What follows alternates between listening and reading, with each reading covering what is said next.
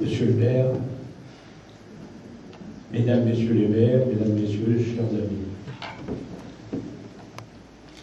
Si la 2e division blindée a pris sa forme en Afrique du Nord, elle est issue dans ses racines profondes du Tchad, de l'aridité du désert et du roc, d'un pays déshérité qui ne pouvait tenter que des volontés convaincues et dont la solitaire dureté trempait les caractères.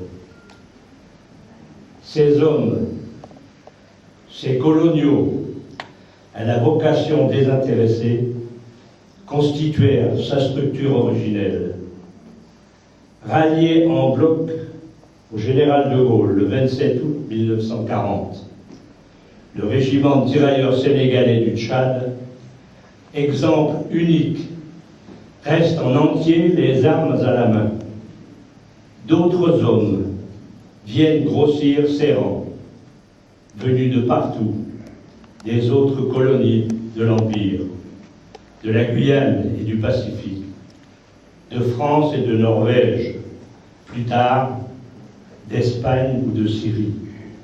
Tous animés de la même foi, c'est donc une véritable équipe disciplinée, encadrée de volontaires fervents, que trouvera en décembre 1940 le colonel Leclerc lorsqu'il viendra prendre le commandement militaire du Tchad. La base de tout est une foi. La France n'est pas morte. Il est nécessaire de l'éprouver à quelque prix et par quelque moyen que ce soit. Ces quelques Français regroupés jurent de ne jamais ralentir leurs efforts tant que nos 3 couleurs ne flotteront pas à nouveau sur Metz et Strasbourg. L'histoire de la division Leclerc n'est pas une histoire comme les autres. C'est une chevauchée prestigieuse, prodigieuse. Elle part du cœur du Sahara et finit au cœur de l'Europe. Elle a connu la chaleur torride, la boue, la neige, la glace, toutes les misères de la guerre, mais jamais aucune ne l'a arrêtée. À l'heure choisie, elle reprend son vol, traverse un désert, un océan, la moitié de l'Europe. Ses premières victoires sont des bouquets de palmiers dans les sables brûlants. Ces dernières sont 3 capitales, Paris, Strasbourg, Berchtesgaden. L'honneur de la division est d'avoir été formée sous l'impulsion du chef exceptionnel que fut le général Leclerc, par des hommes et des femmes de toutes origines, de toutes conditions sociales et de toutes confessions religieuses, qui ont su, par leur abnégation et leur total esprit de sacrifice, montrer le chemin du devoir au service de la France. Quand les combats se sont achevés et que la vie nous éloigna les uns des autres, notre association a pris la relève et ne cesse depuis de nous rassembler, unis et soudés, dans une cohésion vivante et qui étonne. Bien sûr, le charisme du général Leclerc reste pour ces hommes le vivant symbole du dépassement de soi, nous pousse encore dans une adhésion commune à nos idéaux d'autrefois. Tout autant ce qui fut une démarche, on ne peut plus personnelle, à servir sous un même insigne, fit de nous des volontaires, et à ce titre, nous marque à jamais d'une existence de solidarité. Nos rangs s'éclaircissent aussi.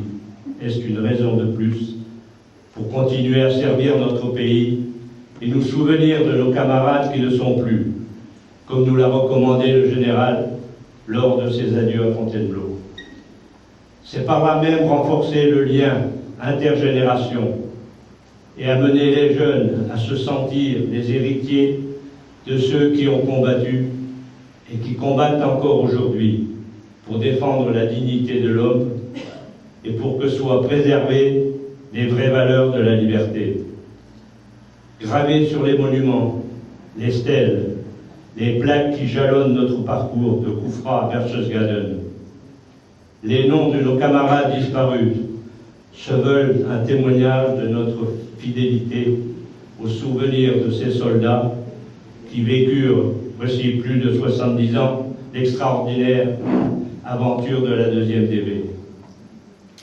Réunie aujourd'hui, la borne que nous avons inaugurée marque l'itinéraire d'un capitaine évadé qui devint général d'armée. C'est aussi la voie qu'ouvriront les hommes de la 2e division blindée.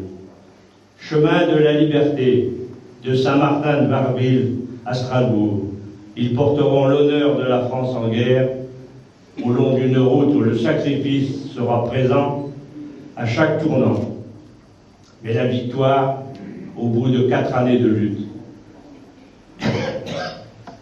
Le destin a voulu que nous participions dans nos jeunes années à un moment exceptionnel de l'histoire de notre pays. Nous étions de jeunes garçons ayant fait le choix de servir la France. C'était cela et rien d'autre, les gars de Leclerc.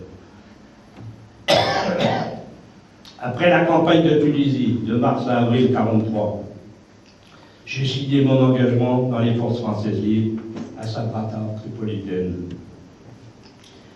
J'ai vécu, exécutant modeste, une part de ces événements.